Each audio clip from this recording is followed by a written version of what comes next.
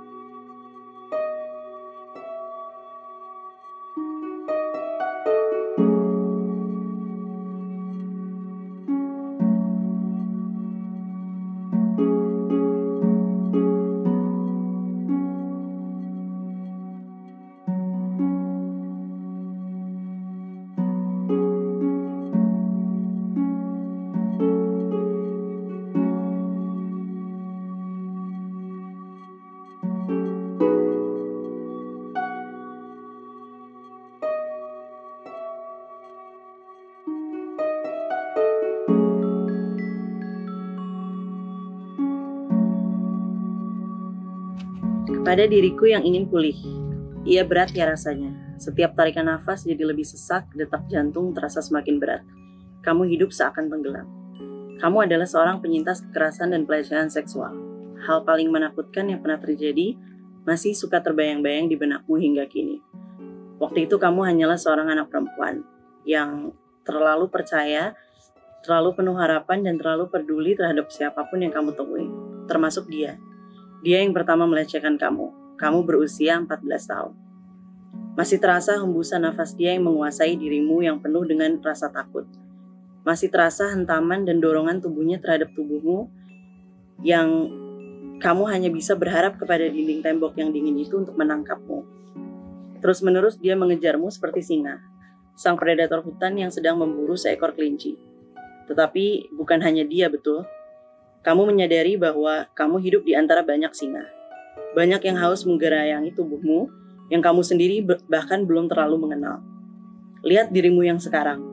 Kamu bisa lantang bersuara. Kamu menjadi suara bagi semua yang pernah mengalami hal yang sama. Itu semua karena kekuatan kamu. Karena kekuatan kamu bisa bangkit. Jadi berterima kasihlah kepada dirimu.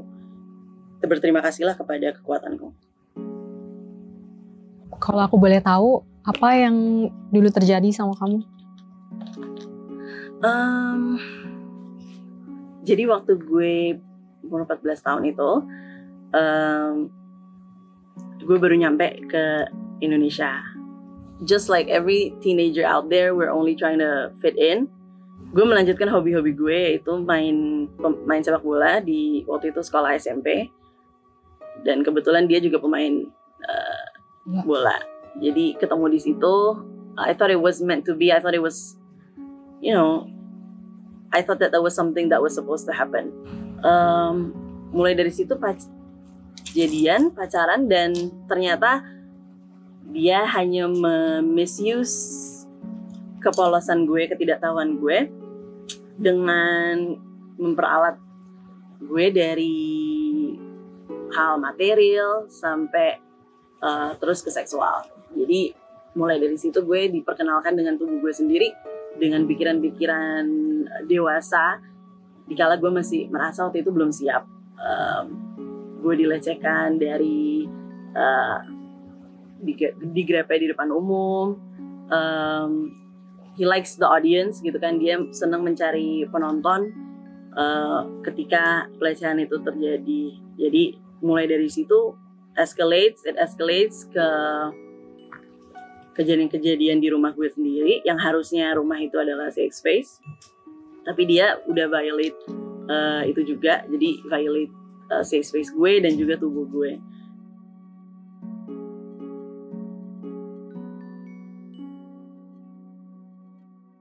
Dear younger me, first of all, I'm sorry that this happened to you. I'm sorry that you went through this. Ketika itu kamu masih 24 tahun, kamu adalah seorang perempuan yang penuh mimpi dan cita-cita. Kamu bertemu seseorang yang kamu pikir sangat mencintai kamu, Namun justru kekerasan dan pelecehan yang kamu dapatkan. Kamu dituduh berbagai macam hal yang tidak pernah kamu lakukan. You thought you could fix him. You could save him. You thought that if you stayed, he would finally love you in the right way. Instead, you got abused, mentally and physically. That leaves you feeling broken, devastated, empty, and worthless. I'm sorry that you lose the person you once were, forgetting everything that made you happy before you were with him. You're worth so much more than someone who makes you doubt yourself. You're worth so much more than someone who cannot see your worth and makes you question whether you are good enough. Terima kasih sudah menjadi kuat sejauh ini. Aku tahu tidak mudah melewati semua ini. You've made it this far. You aren't let anything stop you. Kamu hebat. What keeps you going every day? What makes you wake up? Karena mungkin sebasic itu aja gue tahu itu hal yang paling sulit untuk kita lakukan. Iya, emang sulit. Setiap hari tuh masih terngiang-ngiang gitu. Sampai sekarang kejadian itu tuh udah 4-5 tahun, 5-6 tahun yang lalu. Tapi setiap gue bangun tidur, itu tuh masih terngiang gitu kata-kata dia yang bilang gue bego, bilang lo tuh nggak layak dicintai gitu, lo tuh bukan cewek baik-baik gitu. Ya itu sempat bikin gue konflik gitu. Jadi gue ngerasa kayak gue tuh kayak diperkosa di satu sisi, tapi gue di satu sisi pun ngerasa itu gue nggak ngelakuin itu sama sekali gitu. Kayak setiap hari tuh rasanya tuh pengen bunuh diri, rasanya tuh gue pengen menyakiti diri gue sendiri gitu. Kayak gue ngerasa gue tuh nggak berharga gitu. Yang bikin gue tuh bikin gue tuh bisa kuat gitu sampai sekarang itu cuma orang tua gue. Gue sayang banget sama bokap gue, dan dia juga percaya apa yang gue ceritain itu tuh nggak bener. Jadi ya yang bikin gue kuat sampai sekarang ini adalah bokap gue dan nyokap gue, itu sih.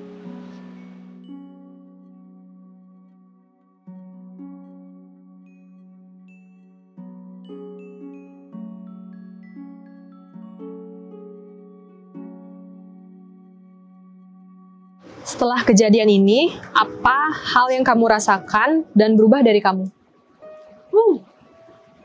Banyak ya.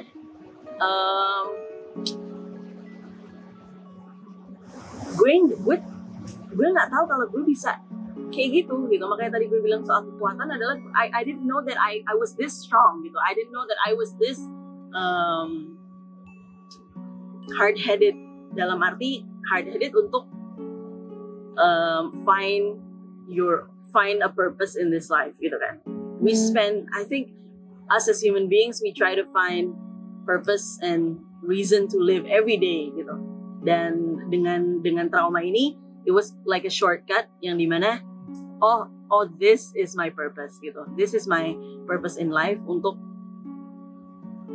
mencari untuk menjadi sosok kekuatan yang jauh dari apapun yang pernah gue bayangkan sebelumnya untuk membantu sesama gitu. Jadi bener-bener kenapa terus gue pulang kekuatan adalah karena that's the one thing I'm most proud about myself gitu kan. Kekuatan dari ini semua, bangkit dari ini semua, dan acknowledge bahwa this has changed your life. Bagaimana kamu mengatasi rasa traumamu selama ini? Trauma ya? Itu susah banget sih, tapi gue gak mungkin bisa mengatasi trauma ini tanpa adanya support system. Support system utama gue tuh ya teman-teman, keluarga, juga psikolog gue gitu. Kalau kamu sendiri, bagaimana kamu mengatasi rasa trauma kamu selama ini? Jadi rasa trauma yang gue lakukan ya, mengatasinya adalah ya benar-benar fokus doing one thing. Karena kita kayak doing what you love. Doing what you love. Find a goal gitu maksudnya. Kayak karena kita kalau mau achieve sesuatu, pasti kita fokusnya hanya ke itu gitu kan. Karena kita butuh distraction. Gitu.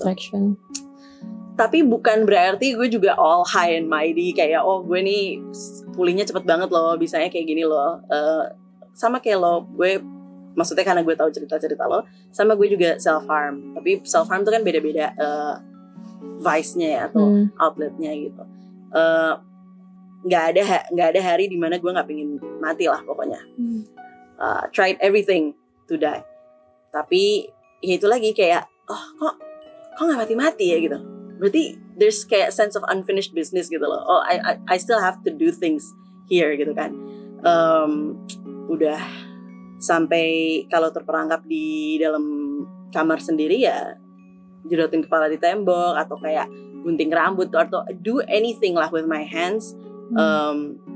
I'd rather do that than being in my own mind gitu kan. Karena kalau udah di dalam pikiran gue itu semua ke replay lagi gitu. Jadi cara mengatasinya nggak ada satu hal, there's not one thing, but it's a day-to-day process dan it's a journey. Apa hal tersulit yang menghambat proses penyembuhan kamu?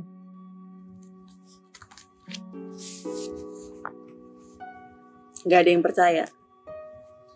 Itu menurut gue satu-satunya roadblock dan satu-satunya tantangan yang gue alami. Kayak dengan adanya orang gak percaya, kayak mengconfirm semua negative thoughts yang pernah gue juga ciptakan ke diri gue sendiri.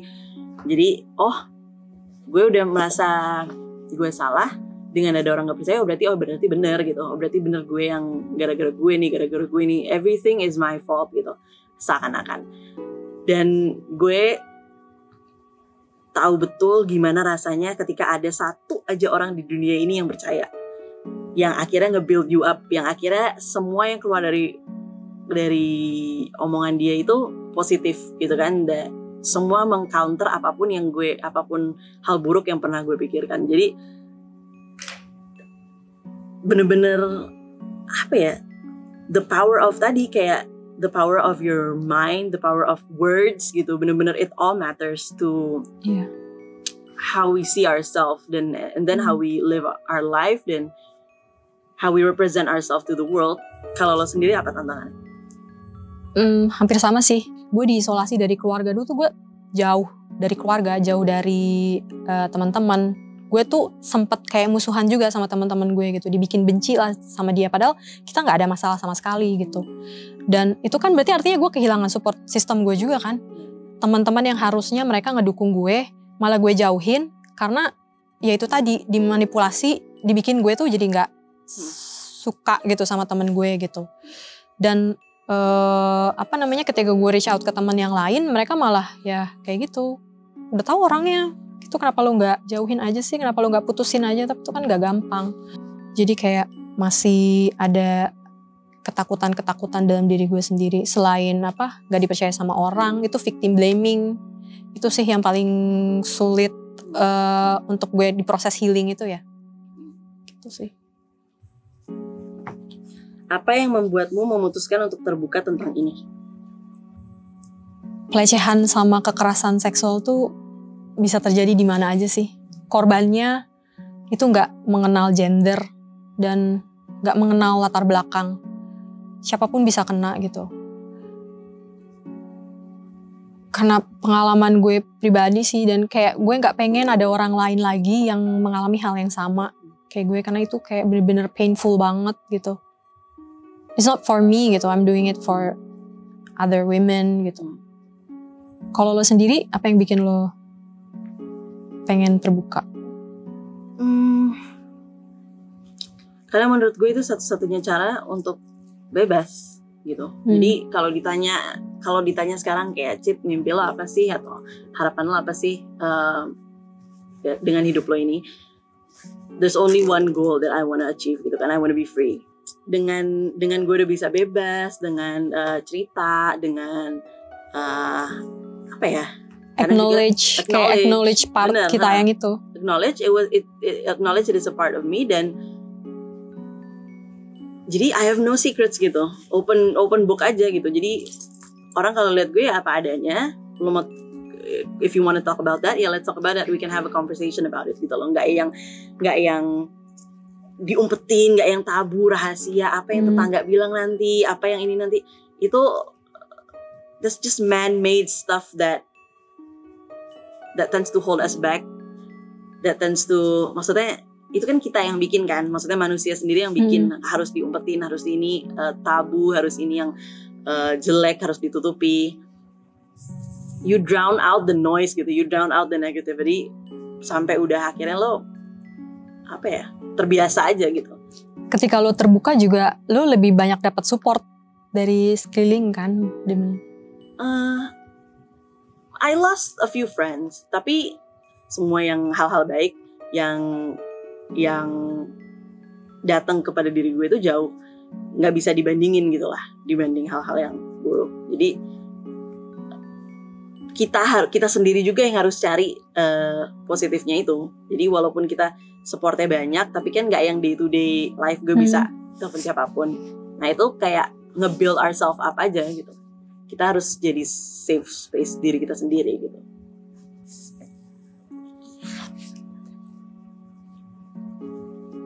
Apa yang ingin kamu sampaikan sebagai penyintas kepada pelaku seksual harassment atau assault di luar sana? Ngaca. Again gue balik ke konotasi ngaca, karena menurut gue ngaca itu an act of yang paling kita takuti gitu. Dan gue bilang ke predator gue adalah berkacalah gitu, lihatlah dirimu sendiri gitu. Are you proud of that gitu? Are you proud of who you've become gitu? Are you proud that you've been given this life yang kita nggak tahu sampai kapan, tapi you waste your time and your life doing that gitu? Are you proud of that gitu?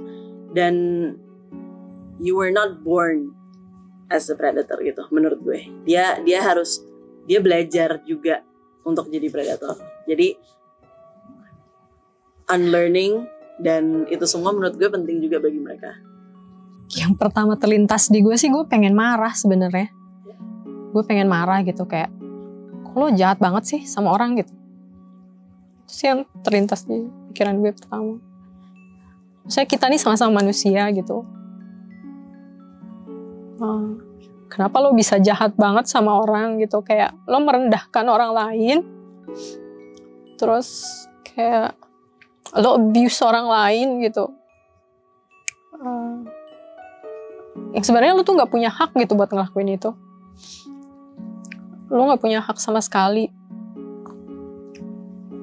Ya itu sih paling kok bener-bener dari gue banget ya. Lo jahat banget sih. Ya sama kayak lo sih, gue juga nggak pengen ngedoain orang lain jelek gitu, ngedoain orang lain buruk.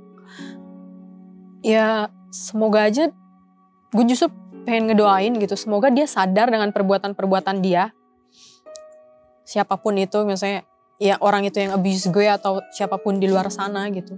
Semoga lo sadar dengan perbuatan-perbuatan lo dan lo berubah gitu, lo punya empati gitu sama orang lain.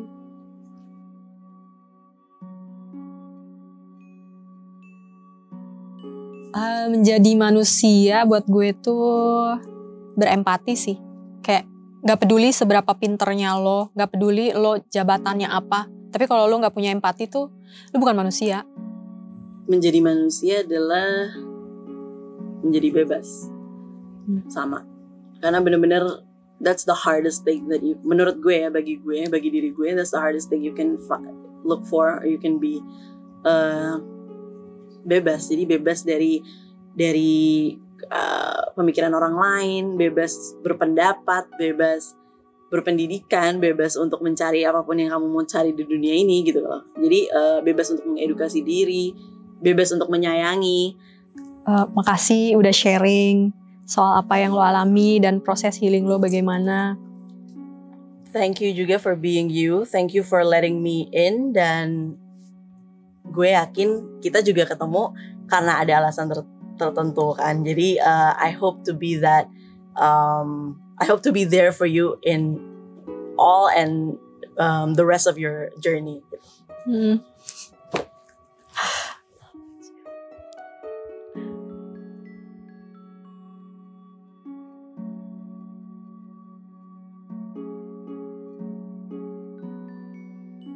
Terima kasih telah menonton video ini. Jangan lupa like, comment, dan subscribe video ini. Dan nyalakan tombol notifikasi untuk mengetahui video kita selanjutnya.